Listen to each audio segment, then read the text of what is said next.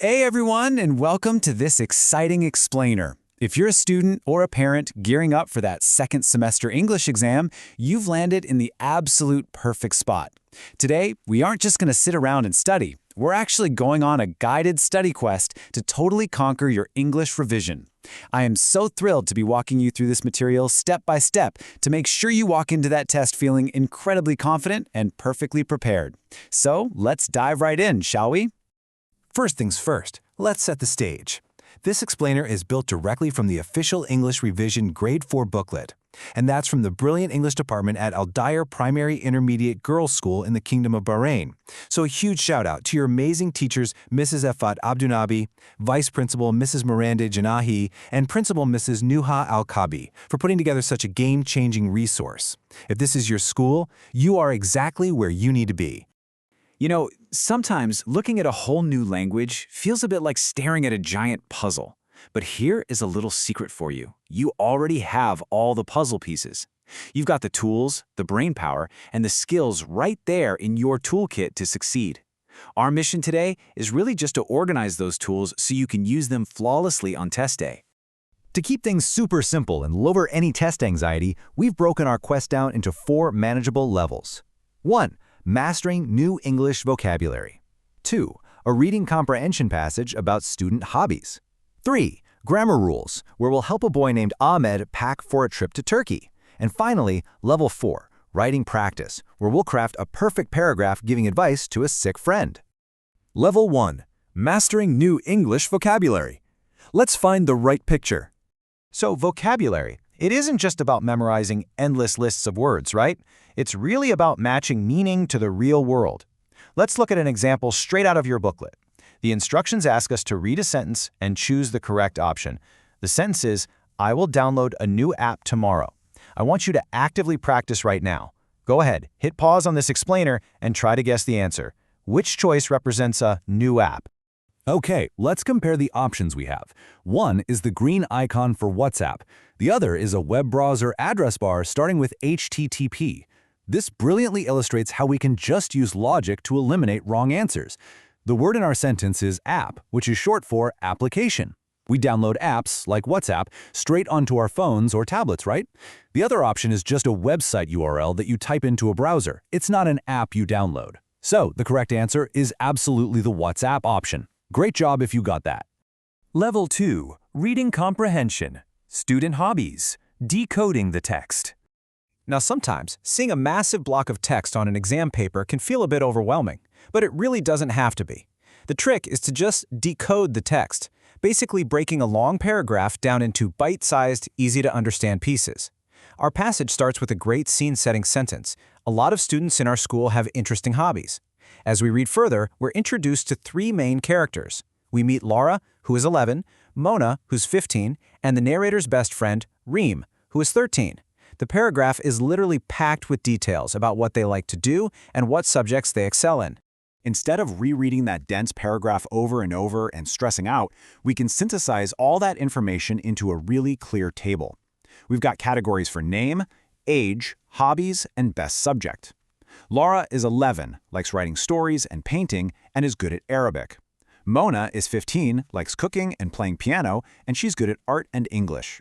Reem is 13, likes playing basketball and reading comics, and is great at math. Organizing information like this in your mind, or even scribbling a quick little chart on your scrap paper, is a fantastic study habit that's going to save you so much time during the test. Now that we have our mental table ready to go, let's tackle a question. True or false? Laura likes writing poems. This is another perfect moment to pause and practice. Think back to our table. Does Laura like writing poems?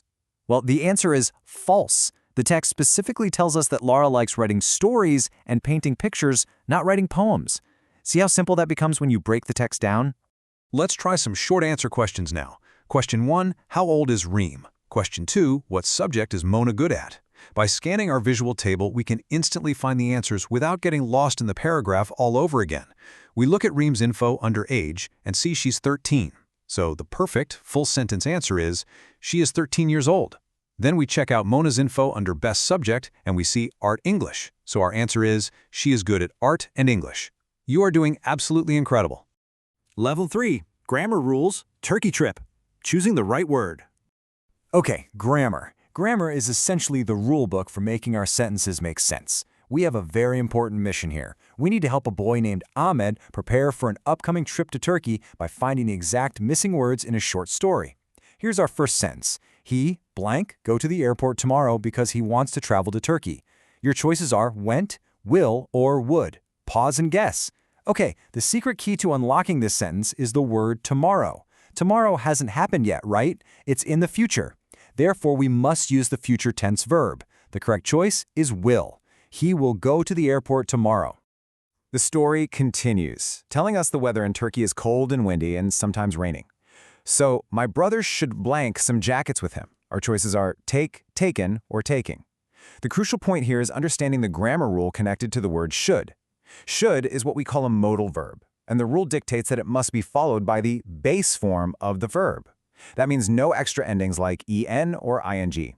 Therefore, the correct answer is take. He should take some jackets. Makes sense, right? Next up, we read, he, blank, takes shorts or sunglasses because it's not very sunny there. The choices are should, shouldn't, or must. Let's use our logic again for a second. If it's cold, rainy, and specifically not very sunny, does it make any sense to pack sunglasses? No way. So we need the negative advice form. Shouldn't, which is short for should not, is our perfect fit here. He shouldn't take shorts or sunglasses. Wrapping up Ahmed's story, we read, my father told him that he blank be careful because Turkey is really crowded. Choices are had to, have to, or has to. This is testing your knowledge of pronoun rules. The pronoun we're using is he. In the present tense, he, she, and it pair up with has. We definitely wouldn't say he have to, so the grammatically correct choice is has to.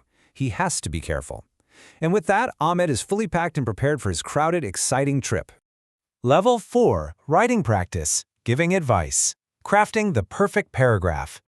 We've made it to the final and probably most crucial level of our study quest. Here, we're tasked with writing a paragraph offering advice to a sick friend so she can get well soon. Now, writing can sometimes feel intimidating, but we're going to craft the perfect paragraph together by following a very specific set of instructions. Before we write a single word, I want you to memorize this exact writing checklist provided in your booklet. This is literally your map to getting full marks. 1. Always start sentences with capital letters. 2. Leave a finger space between words. 3. End every sentence with a full stop. 4. Check your spelling. 5. Use the correct tense. And 6. Answer all the guiding questions. If you check off these 6 steps, your paragraph will be structurally flawless.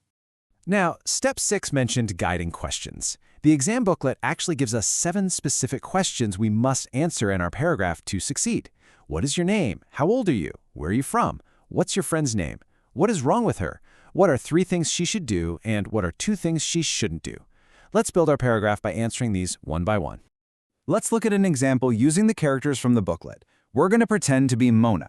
Answering the first 5 guiding questions is actually incredibly fast. Watch this. My name is Mona. I'm 9 years old. I'm from Bahrain. My friend's name is Reem. She has a cold.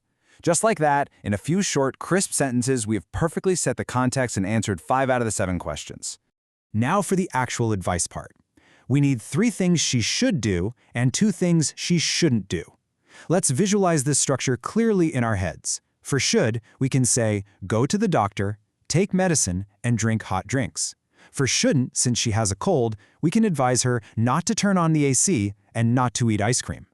Visualizing your points exactly like this before you start writing makes crafting the sentences so much easier. All right, let's put it all together into the final part of our paragraph.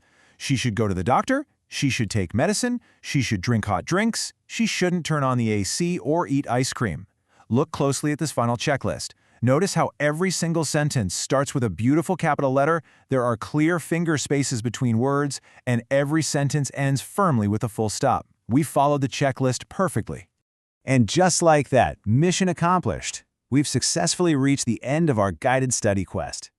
I want to enthusiastically congratulate all the students and the parents cheering you on for completing this explainer. You've mastered identifying vocabulary, you successfully decoded those reading comprehension tables, you nailed future tense and modal grammar rules, and you crafted a flawless piece of writing. You are completely prepared. You have all the tools in your toolkit, and now you know the exact strategies to use them. So I'll leave you with one final, very important question to think about before your test. You are ready, so what amazing score are you going to achieve? Go into that exam room with total confidence because you've got this for sure. Good luck.